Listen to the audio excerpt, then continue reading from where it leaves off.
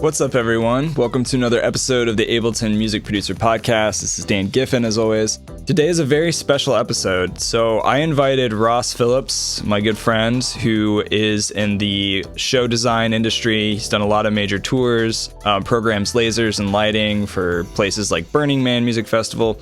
He was on the podcast a couple episodes ago, and he hit me up one day and was like, "Yo, Dan, I want to do a really nice, legit, high production live stream to benefit the homeless in Indianapolis, which is where I live." And so I was like, dope, let's do it, dude. So we have been going really hard, working hard, lots of coffee, not much sleep over the last few weeks. And we're going to talk about our process running an online music festival with 19 artists for this New Year's Eve. So if you don't have New Year's Eve plans, it's called CitySound Indy because we're in Indianapolis.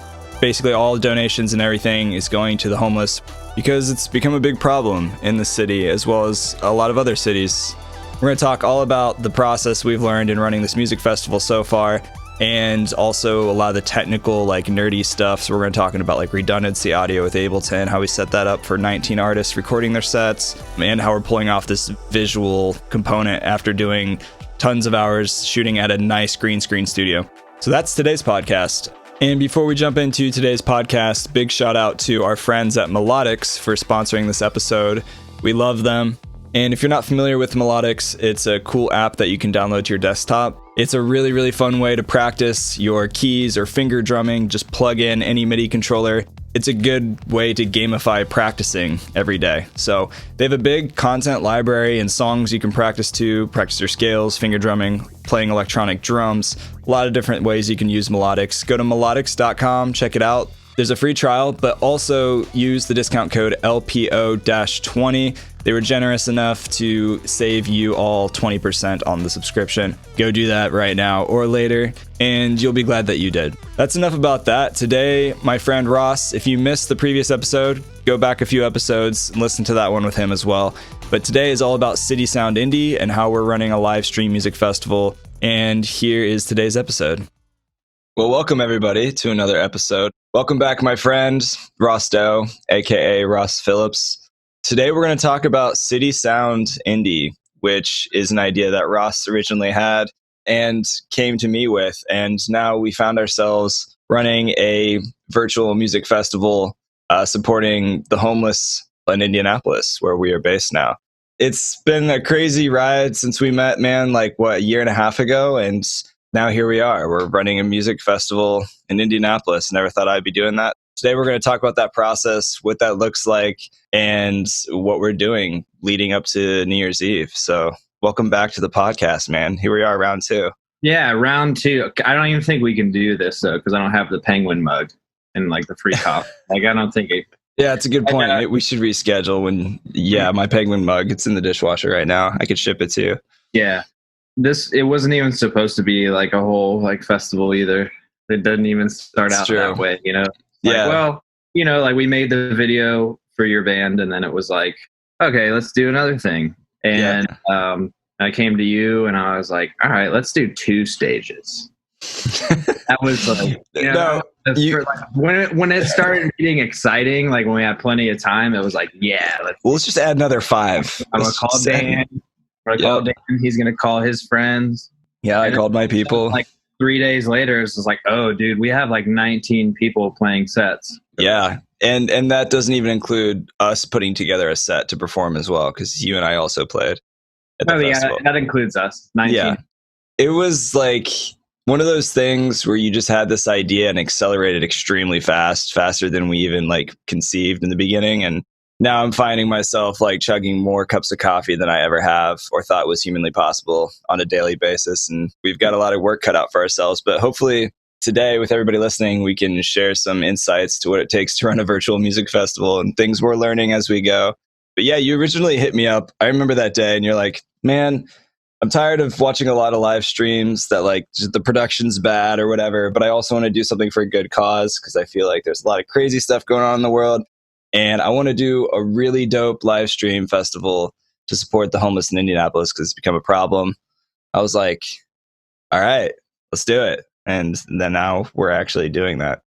Pretty much we've recorded all the artists. You're now in like programming mode. You're in a dark cave Yeah. like 24 hours a day, just hunched over a computer and a really nice $90,000 console, programming, lighting. She nice. Yeah, it's she- a nice console.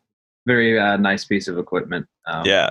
Yes, and And I am hunched over these screens in the command center 24 hours a day. yeah. And then I fall asleep in this chair. I did yesterday. That was kind of fun. But I think the one thing, like, for everyone listening, is doing something that has so many people involved. Like, you have to be really organized. It's not even like kind of organized. Like, I'm even a person that thinks that, like, and I can do it. Like, I can keep a lot of stuff in my head. Like, I can keep it like in order and then make it work. For this, right when we were going into it and I knew there was this many people involved, I was like, okay, I have to start writing this stuff down. We got to do flow charts. We got to get everybody's emails. We got to get more contact info. And like, one thing that you and I talked about from the beginning, like, we should have just collected like EPKs from people, or just like send us, like, don't even ask for like individual like bits and pieces of stuff. Be like, send us everything that you have. So then there's no back and forth. There's no extra emails. There's no like, hey, do you have this? Do you have that? It's just like from the beginning, especially with the artists. Yeah, 100%. I feel like a lot of these podcast episodes are just like, here, learn from my mistakes, whether it's me or guests that I have on the podcast. And there's going to be a lot of this. There's a lot of that for this episode, for sure. But like, maybe for people who didn't even listen to the previous episode with you, which you guys should go back and listen a couple episodes ago if you haven't already. But what makes this live stream that we're doing different than other, say, high-end production live streams that we've seen? Well, yeah. So like, when you think of like a green screen setup, one camera is just set up on them and they're in an entirely green room. And what you can do is you just put a background on it, right? That's cool. Yeah. And that's kind of just like the basic, A-B of, using a green screen. What we're doing is putting the artists on a 3D plane, which then we apply that video to that surface. You take out the green, and then with a virtual camera, you can fly around the environment, put in stage lights, lasers, all this. And we have video walls, like on our set specifically. So, or 2 stages rather. And so it's a little bit more of a thing that people are used to. I think people are going to be excited to see something where it seems like, wow, like there's actual like production value that went into this. There's a lot of streaming and there's a lot of live streams and this and that, whatever. There's not a lot of crazy stuff where it's like there's this full light show, there's this full thing, like not on this scale. There's not things. Yeah, because you'll see like some green screening happening. It's a pretty close-up shot of a guy in a room with a green screen, but like it's usually just a wall behind him. They just insert that image, but you're creating like a whole environment where we're putting somebody on a stage that was in front of a green screen. You have like all these cameras that are like virtual cameras, if you will, flying around that like were not actual real recordings. So it's kind of a weird concept to wrap your mind around. And it was hilarious because when we approached those artists, like you basically were like, all right, Dan, I'm going to get half of the people on one stage. You curate half of the artists for the other stage, all local artists, 19 of them here in Indianapolis. And when I went out and did that, like they had no idea what we were doing. They put a lot of faith and trust in us because we're just like, we're just going to shoot you in front of a green screen. They had no idea what was going to be behind them on a green screen, what that was even going to look like. For all they knew, we could have put them in the SpongeBob movie. And that was a lot of trust, but it turned out really awesome. I'm excited for that's the other thing. I was like so surprised that like nobody knows who I am in Indy. Like none of these people really know me that much. Like, yeah. So I'm in a group chat with a lot of the people on the hangar stage, and I just reached out. I was like, "Hey, let's do a thing," and that's where it started, right? Mm-hmm. And even them, though, like I don't really know these people that well. Like I've hung out with a few of them here and there, but so it's crazy to me that everybody put a lot of trust in like what we're doing. We're like, they really did. Don't worry about it. We got it. Right. But 19 artists, 2 virtual stages. So basically what's going to happen is people are going to land on the website, which is citysound.tv. Yep. And 100% of the donations made on that page are going to the Poorhouse. It's an amazing nonprofit in Indianapolis. Does a lot of work with the city and helping the homeless people with like healthcare and mental treatment and housing. There's a lot that goes into it, but it's been a problem in the city. So that's how this idea really came about, and doing something about it. But when you enter the stream, you get to choose a stage. So we have 2 different stages.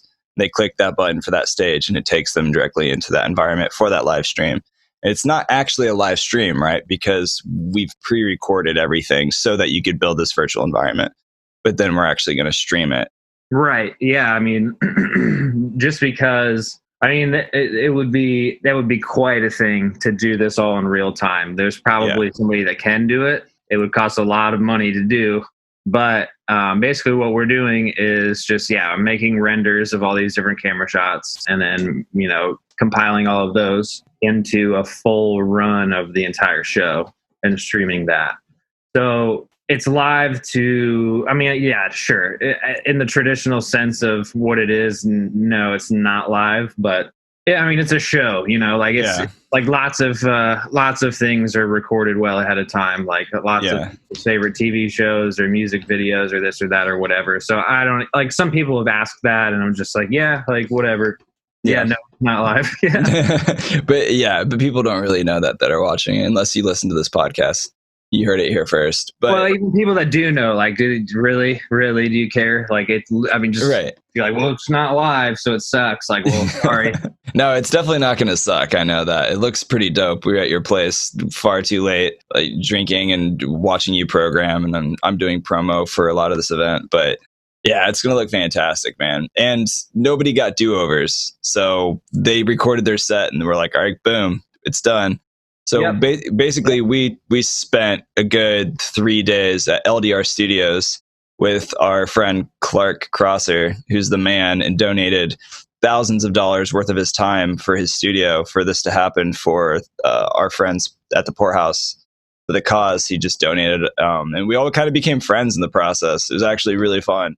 It was like Ross was over there just at the computer, just going hard and like making sure the stream, we had redundancy with 2 computers set up. With audio set up in Dante coming out of the decks for all the artists. It was all DJs, producers. I think there was 2 people that used Ableton for the live performance. It was you as Philia. And Frozen Turtle was the other name. The Turtle. The Turtle. Yeah. It's a great name. He has like 20 pet turtles, right? And he actually like... That for real? Like, yeah. Oh, that's cool. His artist name is Frozen Turtle, and he literally has like 20 pet turtles at home. It's crazy. Anyway, but yeah, so do you want to explain the process, like running Dante with Ableton? This is the Ableton Music Producer Podcast. I'm really glad that you set up redundancy for when we were recording the stream, because at some point that computer spiked and made a little like weird crappy sound for like a good minute, and we had a backup, which speaks to the beautiful thing about redundancy in anybody in the live show playback world. It's a good thing to have. Yeah. So it's just kind of like the whole point of like when you're recording something that's really like long like that, it's like a really long audio file. Like they were all at least 55 minutes. Some people were a little bit under that, but it just freaks me out to have that running on one machine. And lots of people are like, well, you got to trust it. You just use a simple interface, which is true in most cases, but we didn't have time to do a lot of rescheduling as far as recording. So basically it's the radial Dante transmitter, and it's just it looks like a direct box. Yeah. You plug 2 XLRs into it, and then you take the output of that, which is Ethernet. And then on both machines, there's a sound card application. It's like Dante virtual sound card. And you open that, and those act as your interface over the Ethernet connection. And then when you go open up Ableton, just like you would like select your interface or headphones or whatever, you just go and select Dante virtual sound card, and all your inputs are there. Yeah. So you record without having to do any weird like splitting or anything like that on the cable. Yeah, and there's like no noise floor on it really. So right, because once it gets to digital, you don't really have to worry about a lot as far as like the levels and that and whatever. You can just really deal with it all at a later time. Just safer to be a little bit low during that stuff, just so we don't have to deal with people, oh, this song's really hot, or somebody like has like a demo that they're throwing in there, whatever, not real like smashed yet. So right. No, and everybody did a pretty good job of leveling out their set, because I don't know if anybody listening has been to like a show where you're like a DJ is transitioning from one song to the next, and it's like you either go from like an MP3 that's like super smashed to like a loud wave file that's like sounds 100 times better. Like that's the worst, and thankfully nobody did that for this stream. Everything was pretty solid, good smooth looking wave files, which is what we love. When we had all these artists coming in and through, it was kind of like a military operation. Like they'd walk in, first of all, masks on. We'd like shoot them with a thermometer, making sure they were healthy. And then, here's some snacks, here's some CBD donuts, go outside, smoke whatever you need to do, come back in, do your set, hang out for 20 minutes. We kick you out. Next person comes in. It was like that for like 3 days straight. Yeah. And I think we finally just caught up and sleep, to be honest. But we did it. And thanks to you, now you're just basically carrying a lot of the team as far as the programming. And I'm doing a lot of the promotion and doing sponsorships. We've had some great sponsorships from Majestic Productions, if you want to mention them real quick. Yeah. They do a lot of work for them in non-pandemic times, doing, lighting tech stuff. And then they donated the lighting console that I'm using, Grand MA2 full size. Not to be confused with Grandma 2. Not to be confused with, your second Grandma. But Grand MA2. And they gave it to us for 2 weeks here to get everything programmed.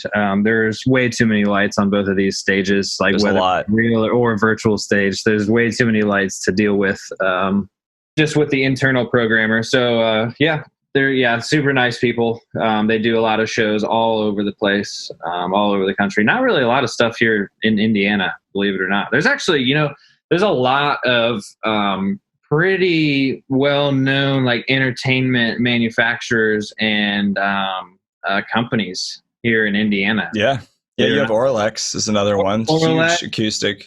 Yeah. Dodd Technologies, Tyler Truss. They do a lot of really nice the really nice lighting touring truss systems and stuff like that. And then who else? Oh, Sweetwater's here. A lot of people don't even realize. Sweetwater. It's like, well, they have an office there. It's like, no, it's actually that's where it is. So, that's the Mecca. Yeah. The place is huge. It looks like the Mall of America for musicians. It's massive. Actually, never been there. Really? Yeah, I taught an Ableton workshop there a while ago. They've got some ridiculous studios. Nice. Yeah, some of the nicest I've ever been in. By the way, shameless plug, if anybody wants to stay connected with this New Year's Eve live stream that we're talking about right now, CitySound, just go to citysound.tv, opt into the email list, and then we'll try not to spam you, and we'll send you updates with what's happening. But one thing from an artist perspective, like we just talked about a lot of the logistical stuff, but from an artist perspective, we love all of our artists. But one thing I quickly learned is for an event promoter, having a really solid EPK goes a super long way. Just want to shout out to all the artists that have an EPK right now. You're making all of the booking agents and promoters' lives so much easier. And just if anybody wants an example, you can see my EPK listening. If you don't know what that is, just electronic press kit. It's something an artist can just send out to anybody that's doing promo or booking a show. It has like your bio, it has social links, it has photos and other assets that anybody would ever need about you as an artist to promote you in any way. So you can check out mine if you go to philiamusic.com/EPK, shameless plug, if you need an example. It's worked pretty well with me, and that's what I've done. But if you do want to get booked for a festival or do something like this in the future, you save a world of headache for the people that are running it, and just have a good EPK. Like, goes a long way. Otherwise, they're chasing you down for photos and all that good stuff. But yeah, so another thing that's been really cool is we've got a lot of content just from the shoot itself, from filming all the artists and everybody. Mm-hmm. And I find that that's been really good content for us to continue to like roll out and just be able to build and show people like, hey, this is what we're doing. But we haven't actually officially released the teaser for the video of this festival yet, which is something that you're working on right now that I keep telling you, hey, Ross, we should keep working on that. Yeah, here, let me Yes. Is it done yet? Yeah. Okay. Oh, yeah. perfect. Just knocked it out. Yeah, I'll just fly that over right now. Awesome. Thanks, man. Appreciate that. We just spend the rest of the podcast you just programming that teaser. Yeah, it's just a bunch of key sounds and just loud music, and then you can just kind of give people like a narrative of what's going on. That'd be great. Yeah, Ross just pressed the space bar. Yeah, let's not. People are gonna be like, "What? Who is this Ross guy? Like, this isn't even an Ableton podcast. Like, you already had him on. This guy again, really? Yeah. Well, I mean, like you obviously use Ableton, obviously. Yeah. So we can talk about the. So I have the time code, or not time code. Well, MIDI time code rather, running out of the virtual environment software, which is Depends 2. If people don't remember from last time. And basically we're syncing the Ableton timeline with the timeline of the visualizer, mostly for the purposes of, just because it's recording a lot of data and it's also visualizing the lights in real time, you can't, it doesn't play back the audio, just because it's actually, because the frame rate is slightly variable when you're recording that. And then also, when we have like visuals, like you have your VJ track that you gave me, I can sync that up in Ableton and watch it on my laptop screen here next to the console, so I can follow colors and do this and that, whatever. I would imagine that they're going to probably update that sometime soon. That'd be nice. A lot of people that are asking about it, but that's the workaround, and that's how we're kind of using Ableton as a bit of like a playback kind of machine, just synced up just for audio and video stuff. Yeah. Just so that's just for your reference of hearing, right? Yeah. Not for the actual, yeah. And you're running time code out from the output of Depends 2 into a MIDI time code input into an audio track in Ableton, right? Yeah. So I have like just a USB to MIDI. Yeah. It's one of the Mio 2 channels. It's actually not even just one in, one out. Yeah. They're great. It's like a super solid thing. It's like one of those ones where it's just like, yeah, this is really cheap, and if you're really worried about it breaking, you can probably just buy 2. For sure. We're using that to output MIDI time code, and then I have it going into my Mo2, which I actually just ripped out of my desk like a couple hours ago. The Mo2 Express 128, which is what I use for all my synths, but that's just listening to the time code and then into like putting it into Ableton. So right on. Yeah, nice. That was a thing last night that thankfully Ross is a genius and he figured it out really fast. What time did you leave? You left I left like 1:45. Yeah, it was like 2 a.m. I had it figured out at probably like 4:30 or 5, I think. And then you went to bed at like 9 a.m. Yeah. Yeah. That's like a normal I recorded Tony's lighting. So nice. One done. Yeah. One done. Came to go. Well, one thing that like was an initial concern is render time for all this, right? Because there's so much content, more than 19 hours that we have to like render. You have to render, which could just take, what was it, like 300 and some hours?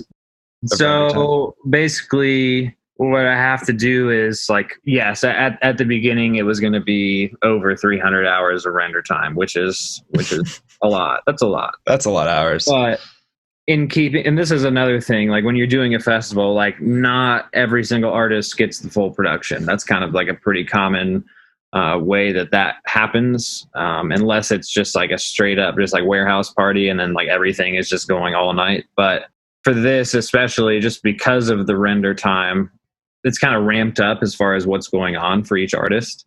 But also it's just, the render time is just, it's such a combination of things, but really what I've done to kind of mitigate that is, like I said, you kind of control like how much production is happening, like meaning, how many lights are on and blinking and doing crazy stuff. And then also the number of camera shots that is rendered for each artist. Cause obviously, we had 2 cameras for every artist.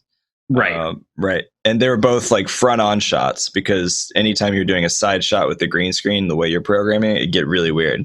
So it's weird. Yeah, you can't really move the virtual cameras around that much. We had the 2 physical cameras at the green screen studio. We take that, and that person gets put on the virtual DJ booth, and then we can just fly around the room. I mean, once you're a decent way back in the room, you can kind of glide back and forth and go up and down pretty much as you want. Just because at that point they're just a little small silhouette with a bunch of lights and stuff. So. Those shots look the coolest anyway. So because people can see the crazy amount of lights that you programmed. Yeah. So many lights, man. Like when you showed me the actual prototype yesterday, I was like, we need to have a disclaimer on the site for people with epilepsy because there's so many moving lights. It's unreal. But I mean, it looks real. That's the crazy part. It's like, wow, I feel like I'm watching, some crazy production set up on TV or American Idol or whatever. Like, it's wild. Dang, dude, maybe we should put that. I mean, what's the rule? Like, what about like TV shows with like light? I don't know, man. That? Like, dude, they don't have a disclaimer. Maybe people who are that sensitive should just be smart and not watch TV at all. Like, if that's an issue. I don't know. True. And by the way, and this is another thing for the producers and DJs. Speaking of like, I guess this was back to the beginning of our organizing a festival, but for doing a stream to your own website, obviously that's a public performance. So you have to have performance licenses from ASCAP, BMI, TSAC. And that's just a good note. That was something that I kind of had in my head. Mm-hmm. And how much was that? Because of like, we're under like 20, like for the ASCAP one was like $240 or something, 250, somewhere around there. And then that's good for a year up to a certain number of people, like total. And we're going to be well under that. Like, we're just like, this is more of a local thing, obviously, but it's not going to be over 20,000 people. Well, maybe. Well, we don't know that, honestly. We'll figure that out later. There's a lot of people in the city, and it's been getting a lot of traction too. So we've actually been really blessed to get some radio time and some airtime from local broadcasting networks that are picking this up over the next 2 weeks. So who knows, man? Honestly. And I skipped back from render time stuff, didn't I? Yeah. But yeah, render time. And honestly, once everything is out of the virtual environment, I have all those video files. That part and making the broadcast is actually not going to take hardly any time at all because we're at 1080p, 24 frames. That's really not that much to deal with, especially because it's for streaming. It's not like we're encoding like something like crazy. Yeah. You have to be the most super duper high quality video file. Like, it would be like the same thing that you would upload to YouTube. Like, there's no reason to, like, it's going to transcode it anyway. So you as well.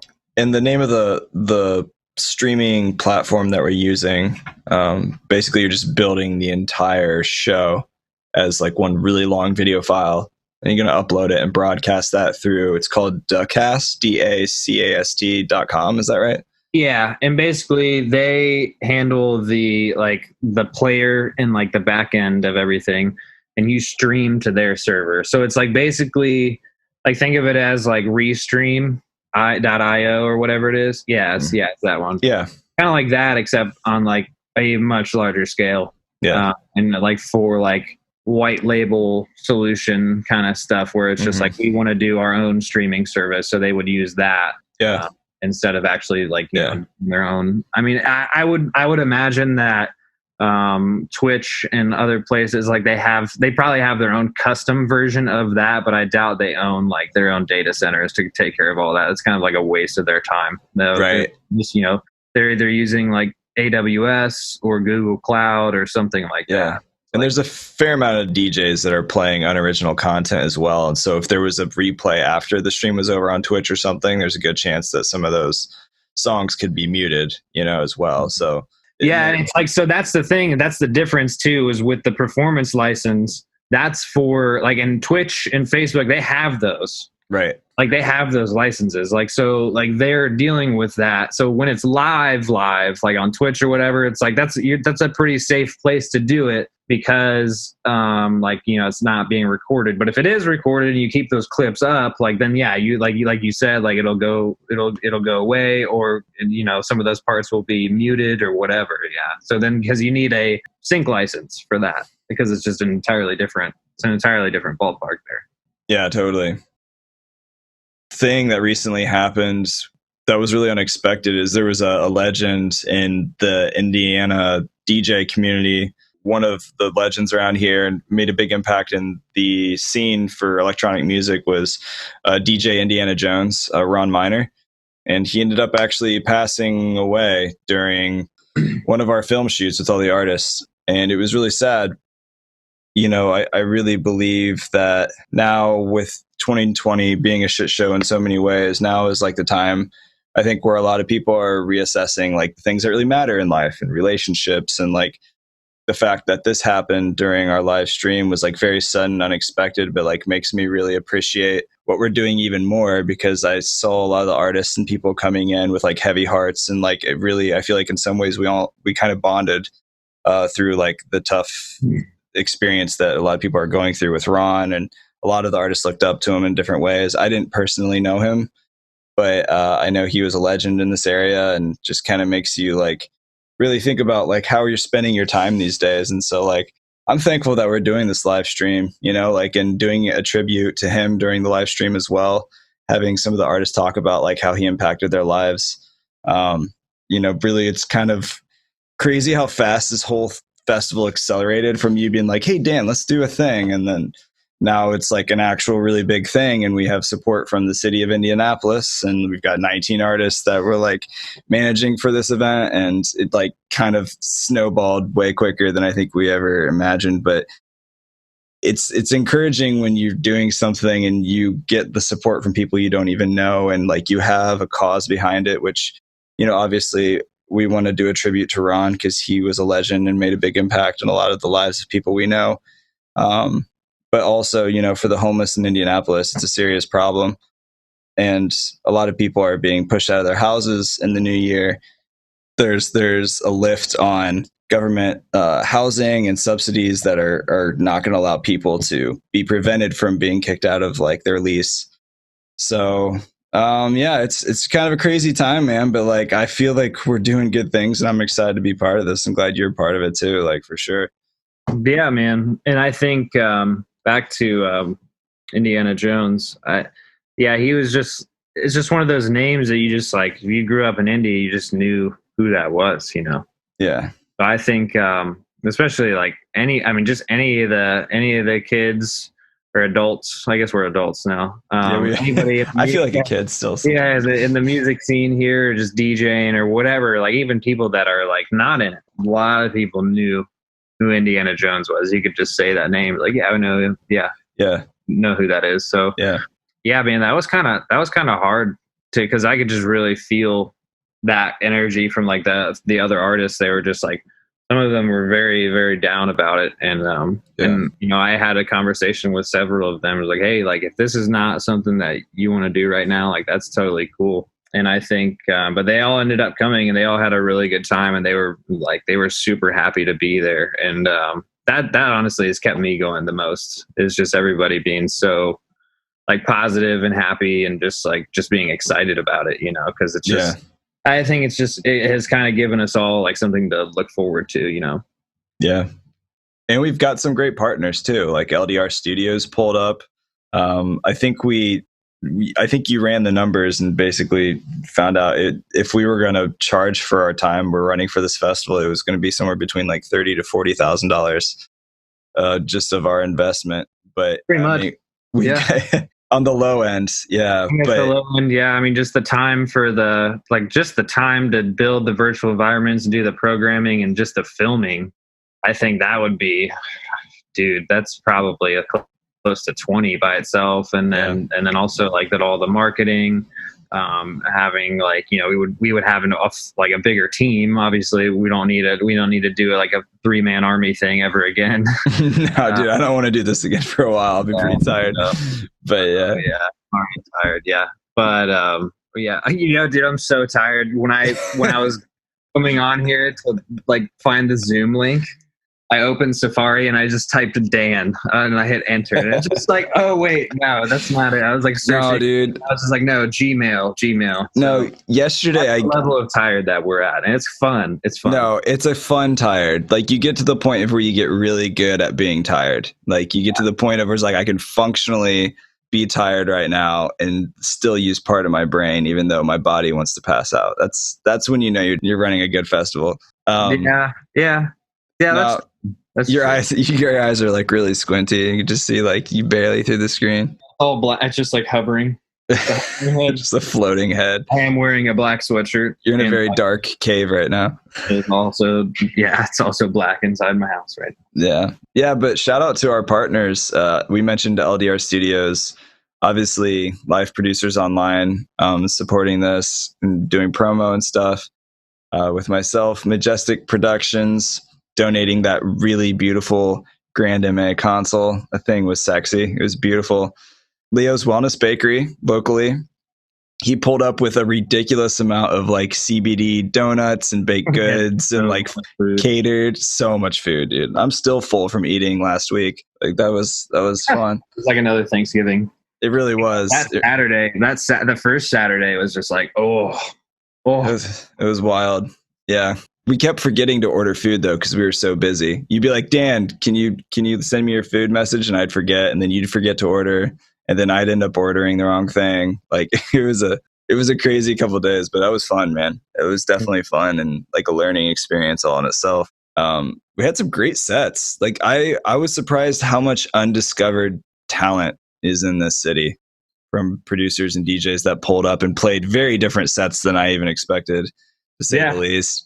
Yeah, it was very that wasn't even on purpose, honestly, but like there's not one set that I would say is like very similar at all. Like everybody is like, it's like obviously, you know, like the type of music and like, you know, like the tempos and whatever, like kind of around the same area, but like just the vibe overall, like from everybody, it was entirely different. Oh yeah. Even Clark, and Clark is not like, for those that don't know, Clark doesn't probably really listen to electronic music that much. No, not at all. He was like, dude, that was pretty cool, man. He was into it though. There's actually like a decent amount of variety here. Yeah. So, No, I love Clark. He's like the most chill guy. Like he's this like straight up baller who's like living his dream in like his 40s, like mid to late 40s. And like probably, yeah, you're right, doesn't listen to electronic music at all, but he was like vibing, man. Like I saw him just busting out little dance moves here and there, and he was having a great time. Yeah, dude. He's just rocking. It was fun. And then your brother ZB Web Designs pulled up on the site for us. ZP Web Designs. Shout out ZP. Yeah, he recently, and this is another local thing. We're just all local, man. 100% local. Really is. But he went to this boot camp here. I think it's 1150 Academy. 1150. Yeah, I think that's right. Some combination of numbers and then an academy. So one of those. Nice. And boot camp, like coding boot camp. Went through that. He actually works there now. And he also does some stuff on the side, like doing web design as well as some Salesforce administration stuff. So yeah, he's helping out with the site. So at least we at least delegated some of this stuff. Yeah, we had to. I don't think we would have snapped. We would have both had strokes if we didn't delegate. No, I think it's been good though, man. I mean, we're 18, 19 days away? Oh, stop. I don't want to talk about it. So New Year's Eve, though, for everybody listening, I don't know a lot of people that have big New Year's Eve plans. I mean, most people are just going to be sitting at home, probably eating cake and drinking champagne with like their special other. And that's pretty much it. So you do on New Year's? Yeah, I just you eat a lot of cake on New Year's. You got mostly by myself. Yeah, I'm just sitting here like programming songs in Ableton or preparing lessons, eating cake, and getting drunk on New Year's Eve. That's my New Year's Eve. Not this year though. We'll at least be eating cake and getting drunk together, maybe. Bottle of Dom, just like big old ice cream cake. Pour a little in the ice cream cake. No, the sad part is I'm lactose intolerant. Like I should never eat dairy because I don't have friends when I do. But like I always had ice cream cake growing up. Maybe that was part of my problem. Maybe that's why. Yeah, it could be the whole It's all making sense now. Yeah. Oh, and by the way, so your Ableton sweatshirt, I see you're wearing one right now. Well, this is a good story. What happened? Do you have that, or is it still drying? It's still drying. I'm pretty sure it's still wet, actually. So one of the artists, Sweater Disco, which, by the way, the dude is a boss on the decks. He's a phenomenal house producer here in Indianapolis, and I don't think he gets nearly as enough credit as he deserves. I mean, everybody crushed it, but his was just incredible. And he wore green, which, like, rule number one, if you're filming at a green screen studio, don't wear green. Otherwise, Ross will probably murder you. But no, I won't do that. I'll just kind of. No, you didn't murder anybody. It was good. But like he ended up showing up. He had some green on his shirt. It wasn't a lot. So I gave him my Ableton hoodie, my favorite Ableton hoodie to wear. And like he was getting down, like had a great set. He crushed it. He handed me back the hoodie, and like I literally could have probably wrung it out. It was so soaked in sweat. Nice. And so I hung it up, and it's still there, probably drying right now. That was like a week ago. It's probably still not dry at all. It's probably, honestly, it's probably going to be a permanent install there at LDR. Yeah. I'm going to get one of those scented. I'm going to get a scented trash bag and one of those like really long robo arms that you can like clamp, that like old people use to pick up trash or something. I'll just like grab the hoodie with that and drop it into a trash bag and seal it. Might have to burn it. We don't know. Oh yeah. No, I mean, I feel like that could be like a museum item one day, like Sweater Disco, bro. That's true. Yeah. Yeah. I should probably put in a glass cage, just hang it on my wall. I would, honestly. There's probably like a really nice like wood frame that you can get, a little glass front. Yeah. Just kind of pins it up in there, Yeah. I'm pretty sure the frame would probably cost a lot more than the actual hoodie itself. Yeah, they probably sent you that hoodie. They did, actually. Yeah, thanks Ableton. Does that mean that you're an instructor? Is that the instructor hoodie? I don't think there's a lot of black hoodies floating out there. I'm wearing a blue one right now. This is like the default one. There's not a lot of black ones, but I did request one after I got certified, and I think I got a special order because of it. So nice. So is it like the blue one means you're using standard, and then like if you have a black one, then you're the sweet user. You're an instructor, you're using sweet. Yeah. Yeah. I think that's how it goes. I don't know. I'm colorblind, so the new update with Live 11 was very exciting because they have the new color palette for people like me who can only see like 10 colors. Yeah. Wow. Yeah. Wow. So I just default to wearing all black because I know it matches. Dude, well, it's a good thing that I'm doing the lighting then, eh? Yeah, no, make a good team. It would have been not the same experience if Dan was running lights for this. We know that. Oh, yeah, and I got to follow along with your VJ clip here tonight, so that'll be super fun. Yeah, have fun with that. Colors everywhere. So many colors. Yeah. You just got to pick the most prominent one and just kind of roll with it and not try to do stuff all over the place, or else it just looks like stuff all over the place, Yeah, which sometimes that could be cool. But basically, people listening, I sent you the actual file of my buddy just tearing up a VJ set. I think he used Resolume Arena, which if you've been listening to this podcast for a while, you've heard us talk about that. Yeah, basically I just got the audio back that we recorded in Ableton from the live set. My band and I, Philia, performed. I ran Andy and Curtis on keys and saxophone through my Scarlett interface into Ableton Live, and then had a separate out for in-ear monitoring so that they could hear like actual clicks and cues. Because when we play live, honestly, it's never always the same. Like I have cues in their ears where I just like pitch shifted my voice saying sax or keys.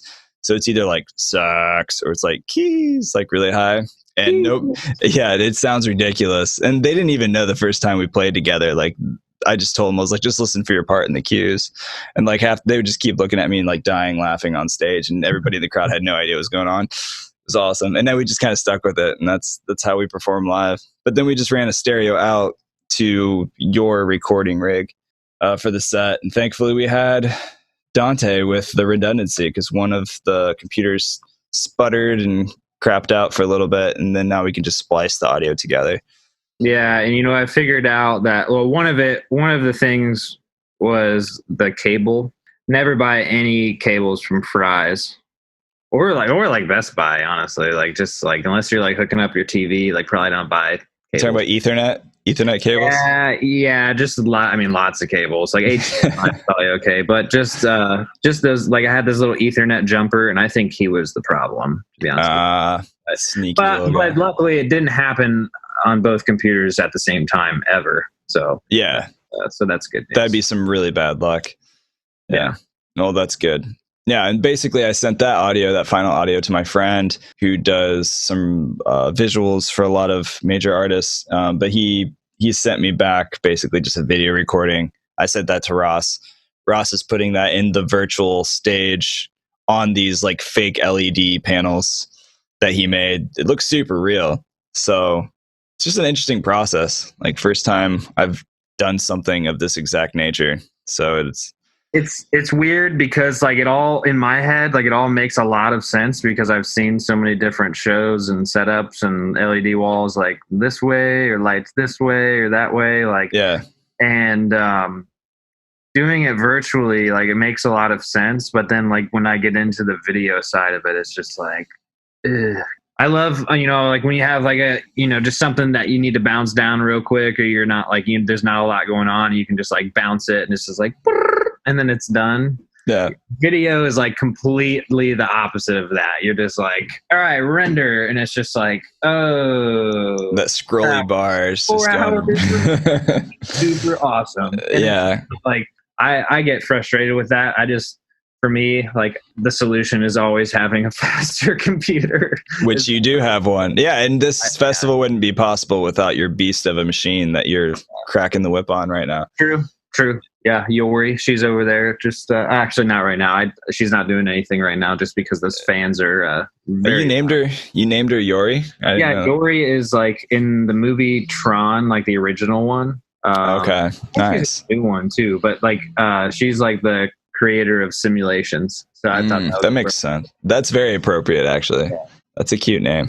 Yeah, like that is just like, and it's all like lit up and it looks cool. It's like really crazy. It's like I'm not that much of a nerd. Like none of my disclaimer. If there's any like anybody listening, like I don't name all my computers. Like it's just the one. Just the one. Yeah, it's because that's that special one that's dear to your heart, which makes you a nerd.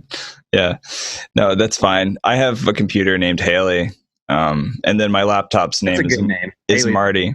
Haley the Hackintosh, and then I have Marty is my MacBook. They make a good team. Yeah. Anything else that you feel like we should share with people about CitySound? Anything else you think people need to know? It's going to be cool. You should watch it. Yeah. That's first. I would agree. I think that's, let me check the rest of my list here. Yeah, no, that was it. That was pretty much just watch it. It's going to be cool. That's all you need to know. Yeah, I think, and then also it's really cool, like what we're doing to like kind of bring awareness to the poorhouse. Obviously, I think people are kind of like, I don't want to say out of touch, but people are kind of like confused about like how they can help with stuff like that. Like lots of people, when you talk to them, they're like, yeah, like we should help out with that. Yeah. A lot of people like on a day-to-day basis don't really know like, oh, how can I help with something like that? And it doesn't always have to be like, oh, we're giving money or we're giving this or giving that. Like you can volunteer time at places like this. You can do, a number of things. So I think it's going to be good, man. It's going to be good for a lot of people. Have fun. I'm having fun kind of. Next 2 days are going to be kind of a crunch, but after that, I'll start having fun. Yeah. Well, I'll still be crunching while you're having fun for sure. And I'll be having fun while I'm crunching because I'm doing a lot of the promo and sponsors. And for anybody listening right now, 100% of all of the donations are going to the poorhouse, helping the homeless in Indianapolis in some really incredible ways that a lot of traditional nonprofits are not doing, because a lot of the people working with the poorhouse have built long-term relationships with a lot of the people on the streets to help them get off the streets. Something I think that makes them very different. We're raising $50,000. And one of my roles is also working with businesses that are interested in partnering with us to support the cause. So anybody that's listening, if you wanted to donate, it's all tax exempt, write off if you live here in the States. And feel free to reach out like Dan at liveproducersonline.com. hit me up. And if you make a charitable donation for $1,000 or more, then we can talk about placement on the actual live stream, including your logo and doing a shout out. So our goal is $50,000. We're just getting started, and anybody interested, like, tune in. It's a free event. Everybody loves free. So thankfully we've gotten support from the city and some other people to make this thing happen. I'm pretty stoked, man. It's going to be wild. Yeah, it's going to be a thing. So it's just like, this is fun to do the podcast, like right here in the middle of it. We're going to have to do like an episode 3, and people are going to be like, man, you got this freaking Ross guy again. He's taking over your podcast 2 other times. We didn't like it, you know? No, like, I think it would be most likely after we do like an after movie for everything, and like kind of do all that, and we can talk about it and be like, hey, that like went really well, or actually like that was a total disaster. And like, it's not going to happen. No, but yeah, we did joke about like having multiple episodes last time as a joke, not realizing that would actually happen. And now it's a thing. Yeah. You know, it's funny. I have like a bunch of new friends like from that episode. Like there's a bunch of new followers and stuff like that. They're like, hey, I heard you on the podcast. I was like, that was the first one I ever did. Like, that's cool. I don't know. Like, who am I? Like, now, I love all of my friends that listen to this podcast, all of you guys. Yeah, it's kind of fun, man. I met some really interesting people by doing this, and it literally started out by me just talking into my phone by myself, not having any idea what I was doing. I literally had no clue. I was just like, let me just share some stuff I know about Ableton, and now it's like a thing. So yeah, it's pretty weird how life takes you to those places you don't expect, which is perfect description for this festival that we're doing. But it's been great. We've gotten a lot of love and support from local businesses and other people for the good cause, and doing something that not a lot of people are doing, and a lot of cities really. But yeah, people are going to be like, where is this? And this gonna be like, it's in Indiana. Like, people are going to be like, no. Like, where's Indiana? Like, we do have that. Yeah, we do have that reputation, unfortunately. Like, it's getting better. Yeah. And people are like caring less about like where you are, but there's still people. Especially you go to like places like I don't know, like Miami or like San Fran or like LA. Like, people are like, you gotta be in LA, dude. Like, no. Well, not right now. Clearly not. Like, clearly. Yeah. Well, I mean, yes, but yeah, it's gonna be a whole thing. It's gonna be a whole thing. Just don't forget to sleep when you're doing a festival. You know. Yeah. No. Step number 1. Go to bed and stuff. Self-care is essential. Water. Yeah, a lot of water. Do what I do. Don't stay up until the sun comes back up. That's not super good. Yeah, man. Lots of water, lots of sleep. Anybody that wants to support the cause, CitySound.tv. That is the website. And you can donate there for the cause. Tune in there as well for the live stream. And yeah, well, it's going to be a thing. So New Year's Eve, it starts at 5 p.m. Eastern. The last artist is at 3 a.m. till 4 a.m. We got a lot of artists. It's going to be a lot of lights. Maybe wear shades if you stare at the computer screen the entire event. It's going to be wild. Yeah, cool. Anything else you want to share before we sign off and go take a nap? Oh, I'm not going to bed. No, I'm not either. You probably should, though. No. No, dude. See, I got up at a reasonable hour, meaning after I went to bed at 9 a.m., I got up. So that's true. This is really your afternoon, and yeah, yeah, and it's 8:54 p.m. In case you guys are wondering. Yeah, right on. It's the life. Well, dude, I will see you probably in the next day or two, or whenever that is. And thanks everybody for listening. Once again, CitySound.tv. If you want to follow the latest and greatest of what we're doing, sign up for the email list. We'll be posting on the socials. We've got a large assortment of different genres of artists on 2 different stages, even though technically one stage is supposed to be all house music. The other one's more like heavy bass electronic stuff. But it's going to be fun. It's going to be a good mix-up. I'm stoked. I think you're stoked. We're all excited. And yeah, we'll stay tuned for the next 5 podcast episodes with Ross.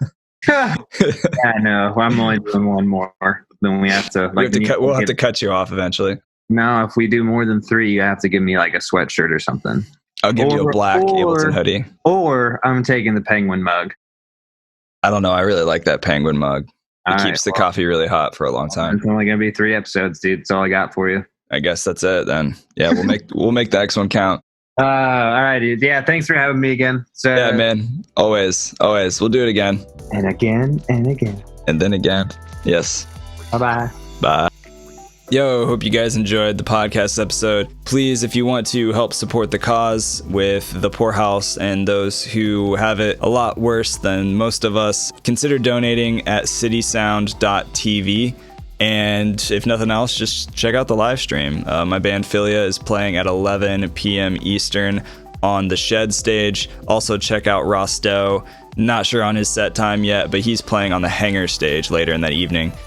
Also, if you want to purchase Ableton Live, you will get the automatic upgrade equivalent to the version you bought for Ableton Live 11 when it comes out. So whether it's standard or suite, you'll get a free upgrade if you purchase Ableton 10, suite, or standard now. And if you're interested, I can hook you up with a deal. Go to liveproducersonline.com/buyableton. Check that out.